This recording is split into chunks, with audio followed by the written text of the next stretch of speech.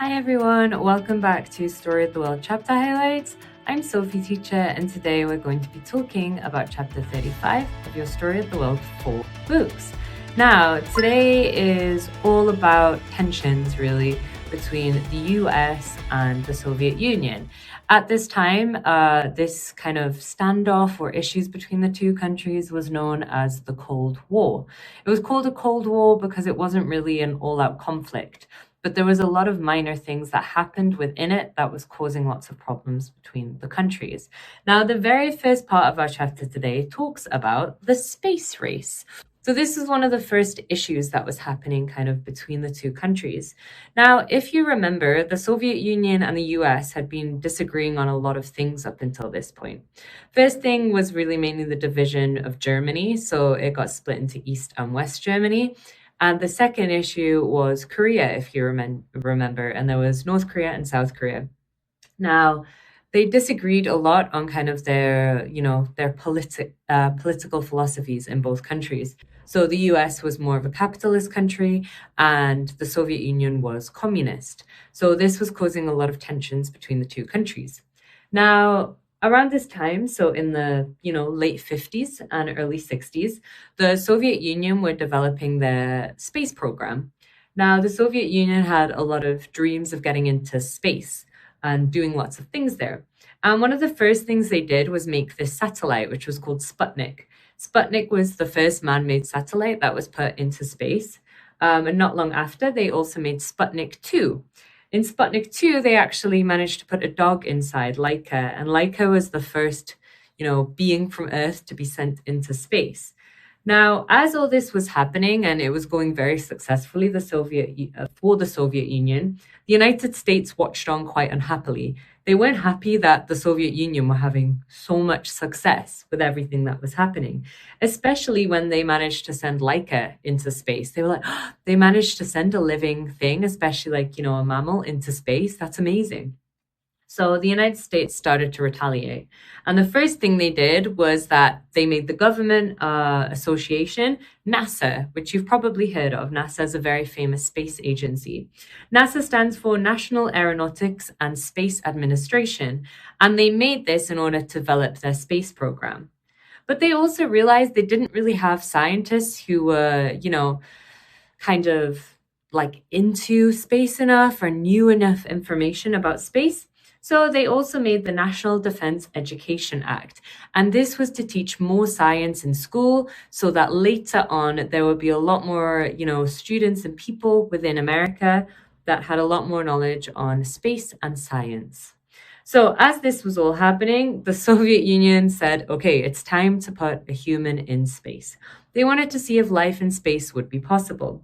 So on April 12th, 1961, they sent Yuri Gagarin into space in what was called Vostok 1, which was the name of the shuttle he was in. He orbited the Earth for 108 minutes before successfully and safely landing back in Siberia, in Russia. And Yuri Gagarin became the first man in space. Now, this really shocked America, and they thought we have to push forward with this, especially JFK, the president of America, really wanted to push forward with this. So eventually, on July 16th, 1969, the Americans made Apollo 11. Now, Apollo 11 was going to be their first mission to the moon. And that's what they did. They sent astronauts like Neil Armstrong and Buzz Aldrin into Apollo 11, and they successfully made it to the moon. There's some very famous quotes Neil Armstrong said, like the eagle has landed, to refer to the shuttle landing on the moon. And that's one small step for man, one giant leap for mankind. So though the Soviet Union was the first to get into space, the Americans or the United States were the first to reach the moon. And on the moon, they took lots of samples and it was a really big success.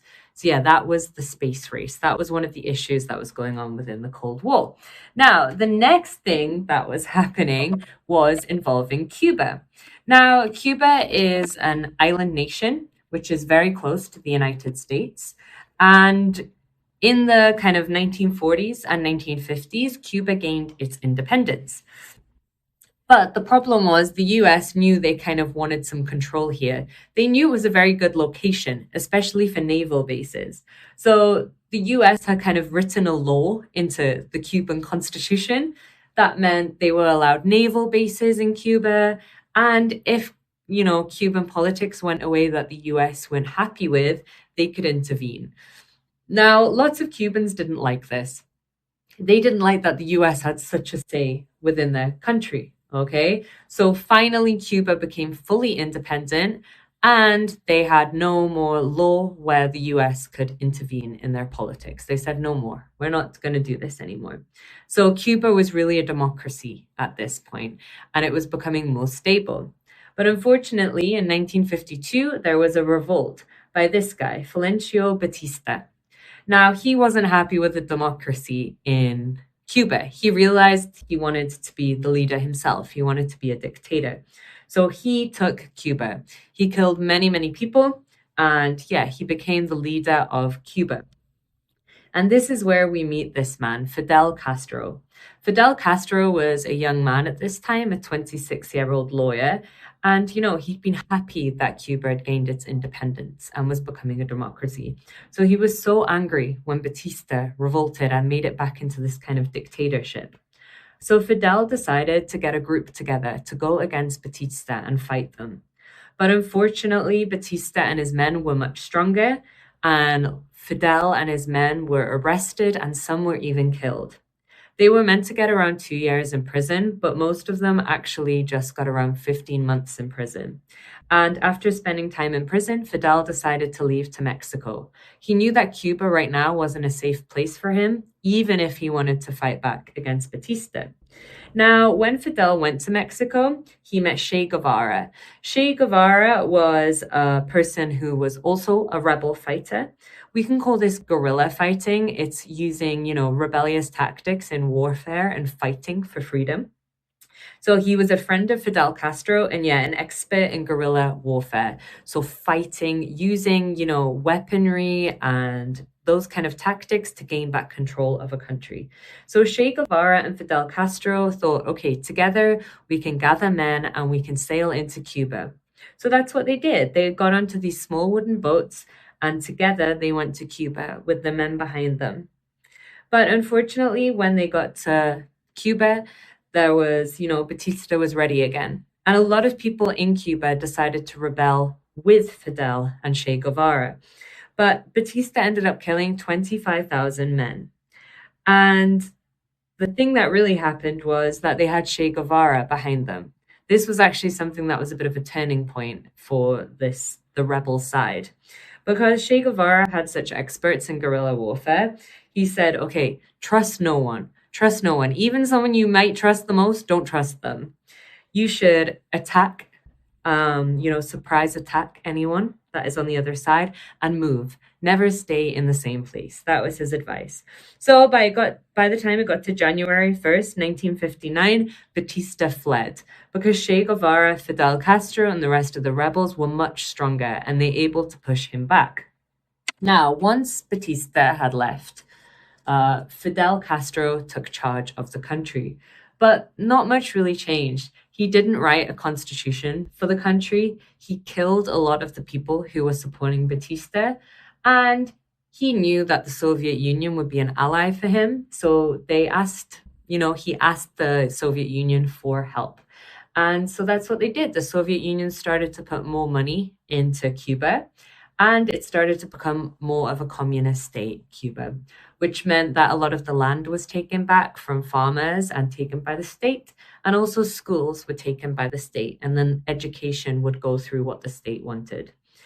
Also, Fidel Castro made the Committees for the Defense of Revolution, which was basically like a secret police. And it was basically people spying on their neighbors.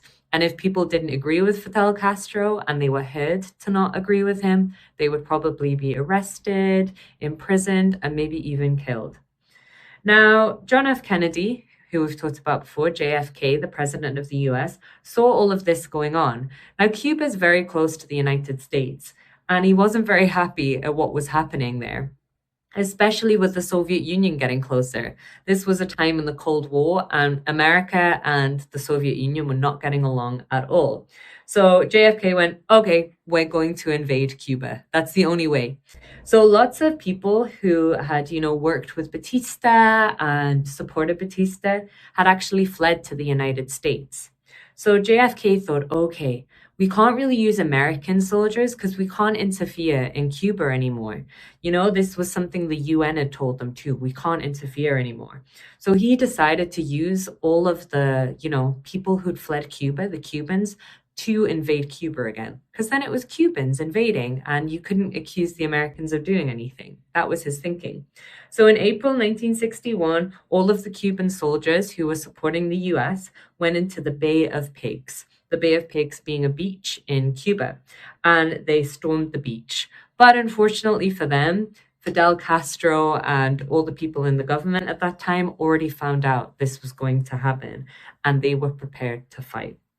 Now, as this was all happening, Nikita Khrushchev, who was the leader of the Soviet Union, was getting angry. He thought, how dare the United States come into Cuba and do that? So he decided to send more weapons to Cuba, and this included nuclear missiles, which made the US even more angry and more upset. They didn't want nuclear missiles that close to the United States, especially for an enemy. So this was what they called the 13-day standoff. So Khrushchev had provided nuclear weapons, and JFK sent ships to surround Cuba, and they were in this standoff for 13 days. It was the closest that it came to all-out warfare during the Cold War. Eventually, in October, the Soviet Union stood down. They said, as long as you don't invade Cuba, we'll take back the nuclear weapons. And this was the Cuban Missile Crisis. Okay, well done, everyone. See you next time.